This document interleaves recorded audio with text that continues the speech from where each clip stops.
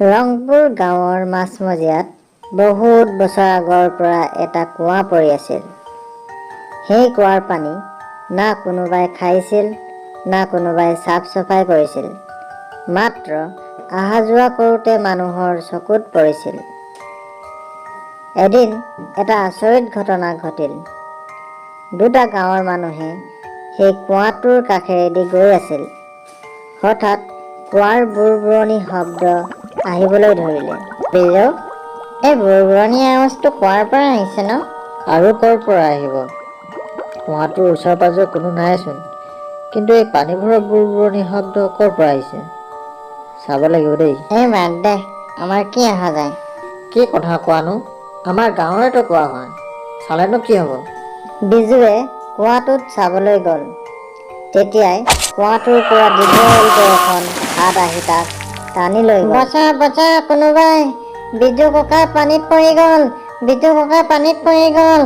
তাৰ পাছত গাঁৱৰ মানুহে বহুত বিচাৰিলে, কিন্তু ৰাজু পোৱাৰ বাদেই তাৰ ডেড বডিটোকো বিচাৰি নাপালে।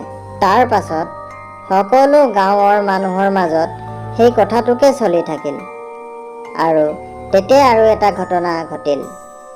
গাঁৱৰ কেইটামান ল'ৰাই সেই কুঁৱাটোৰ কাষতে খেলি আছিল।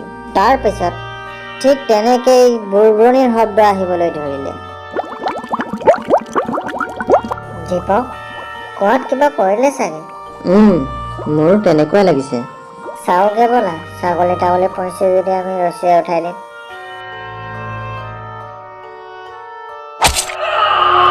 পংকজ, পংকজ, ক'ত আছ তই? ক'ত আছ? সেই ল'ৰাকেইটাৰ লগত হোৱা সেই ঘটনাটোৱে গাঁৱৰ মানুহবিলাকক আৰু চিন্তাত পেলালে। সিহঁতে আহি গাঁৱৰ মানুহক সকলো কথা ক'লে। কি? হয় আংকল, আমি নিজৰ চকুৰে দেখিছোঁ। পংকজে কুঁৱাটোৰ পৰা তললৈ চাওঁতে কুঁৱাৰ পৰা এখন ডাঙৰ হাত ওলাই আহিল আৰু তাক টানি লৈ গ'ল। তাৰ পাছত কি হ'ব আংকল? আমিও লগালগ গৈ তাত চালোঁ। তেতিয়া পংকজে সম্পূৰ্ণ কুঁৱাটোত ডুবি গ'ল। কিন্তু পংকজ কুঁৱাত ডুবিলে মই মানি লৈছোঁ। তাৰ মৰাৰ দেহটো ক'ত গ'ল? সেইটোতো পাব লাগিছিলে। নিশ্চয় সেইটো কুঁৱাৰ ভূতে খালে চাগে। কিন্তু আৰু এটা কথা, সি তাত কুঁৱাটোত ডুবাৰ লগে লগে আমিও তাত পাইছোঁগৈ, কিন্তু আমাকতো আকৌ টানি নিনিলে। তাৰ পাছত গোটেই গাঁৱৰ মানুহে কুঁৱাটোলৈ যোৱাৰ বাদেই সেই ৰাস্তাৰে ক'ৰবালৈ যাবলৈও ভয় কৰা হ'ল। কেইদিনমানৰ পিছত দীপকৰ মনত এটা বুদ্ধি আহিলে। তাৰ শকত আবত এটা লগৰ লৈ সেই কুঁৱাটোলৈ গ'ল। আৰে দীপক, তই ক'লৈ লৈ আহিলি? তই জান নহয় এই কুঁৱাটোত ভূত থাকে। তাৰ ভয় লগা হাতেৰে কুঁৱাটোৰ ওচৰলৈ অহা মানুহবিলাকক টানি লৈ যায়। কেইদিনমান আগতে মোৰ লগৰটোক হেৰুৱাই থৈছোঁ।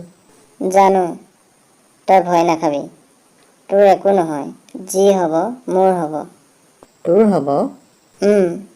কুঁৱাৰ ওচৰলৈ মই যাম। সেই ভূতটোৱে টানিলেও মোকে টানিব। নহ'ব, তোক মই যাব নিদিওঁ। তোৰ নিচিনা লগৰ এটা মই হেৰাই ল'ব নোখোজোঁ। কুঁৱাটোৰ ওচৰলৈতো মই যামেই। যদি মোক বচাব বিচাৰ, মই কুঁৱাটোলৈ যাম, তই মোৰ ভৰিকেইটা টানকৈ ধৰি ৰাখিবি। কেলে? তই বল না। আৰে অকলে অকলে ক'ত যাওঁ? ৰহ, ময়ো যাওঁ।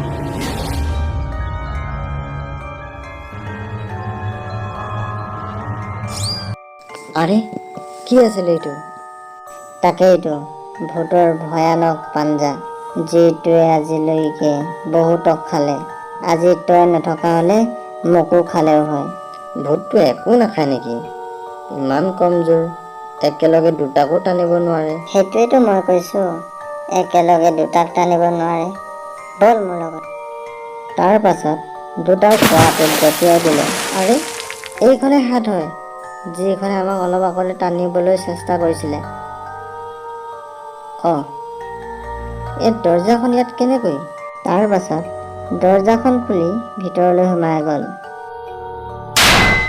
ভয় খাব নালাগে, এতিয়া গোটেই গাঁৱে কঁপি আছে এই কুঁৱাটোৰ কাৰণে। গাঁৱৰ মানুহবোৰ কুঁৱালৈ অহা বাদেই দে, তাৰ ওচৰেদি আহিবলৈও সাহস নকৰে। আৰু এতিয়া আমাৰ ৰাস্তা খোলা আছে, আৰু মাত্ৰ 4টা দিন আছে। তাৰ পাছত এই সুৰংগটোৰ ৰজাদিনীয়া ঘৰটোত পাই যাব। আৰু তাত থকা কোটি কোটি টকাৰ সোণৰ খাজনাবোৰ লৈ আৰামেৰে আমি এই সুৰংগটোৱেদি ওলাই যাম। আচ্ছা, কুঁৱাৰ ভূতৰ এইটো কথা। হয়, আমাৰ পুৰণা ৰজাদিনীয়া ঘৰটোৰ খাজনাবোৰ চুৰ কৰি সিহঁতে লৈ যাব বিচাৰিছে। আৰে আংকল, আপোনালোকে ইয়াত? ময়ে মাতিছোঁ। যদি কুঁৱাৰ ভূতটোৱে মোক টানিব নোৱাৰে তেতিয়া কিবা গড়বড় আছে বুলি মই আগতীয়াকৈ জনাই থৈছোঁ। কিন্তু দীপক বেটা, তুমি কেনেকৈ গম পালা ইয়াত যে গড়বড় আছে বুলি? পুলিচ আংকুল, যেতিয়া কুঁৱাৰ ভূতটোৱে গাঁৱৰ মানুহক টানিছে, অকল এটাকে টানিছে। ইয়াৰ চিধা কথা এইটোৱে যে ভূতটোৰ কেপাচিটি অকল এটাই আছিল। দুটাক টানিবলৈ হ'লে এটাই যদি কুঁৱাত পৰে আৰু তাৰ লগৰটোৱে তাক বচাবলৈ কুঁৱাটোলৈ আহে, কিন্তু তাক কিয় নাটানে? কাৰণ এই হাতখনৰ অকল এটাই টানিব পাৰে। মানে এই মেচিনটোৰ কেপাচিটি অকল এটা মানুহৰে আছে। দীপকৰ এই চিন্তা বুদ্ধিয়ে গাঁৱৰ ৰজাদিনীয়া ঘৰৰ সম্পত্তিবোৰ চুৰ হোৱাৰ পৰা বচাই দিলে আৰু সেই চোৰকেইটাক ধৰা পেলাই দিলে। কুঁৱাত থকা ভূতৰ পৰা গাঁওখন মুক্ত হ'ল।